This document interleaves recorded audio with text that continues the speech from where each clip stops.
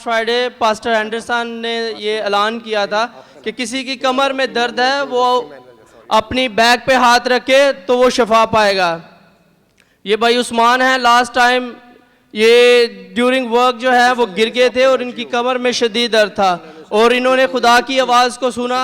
आज किसी के खुदावन का पाक रूह मुझे बता रहा है किसी के इस बैक की इस हड्डी में बीच की जो हड्डी है यहाँ पे बहुत सख्त दर्द रहती है। जो बीच की ये हड्डी है इसकी वजह से ये साइड में ये दर्द है, लेकिन आज खुदावन आपको इसी वक्त कामिल तौर पे छू के शिफा देगा। अगर आपका ईमान है कि खुदावन यहाँ मौजूद है तो आपको अपने हाथ उठाने की जरूरत नहीं, आपको आगे आने की जरूरत नहीं, क्योंकि खुदावन यीशु और उसके पाक फरिश्तेगान इस पूरे हॉल को कवर करके बैठे हैं और वो आज आपको छू के इस बीमारी से कामिल तौर पे शिफा देंगे। आए चंद लम्हा के लिए हम छोटी सी दुआ करेंगे ताकि यीशु के नाम को जलाल मिले। आप सब मेरे साथ मिलके कहें, ऐ खुदावन मुझे शिफा दे तो मैं शिफा पाऊंगा, ऐ खुदावन मुझे बचा तो मैं बच जाऊंगा, क्योंकि तू मेरा फखर है, क्योंकि तू मेरा फखर है।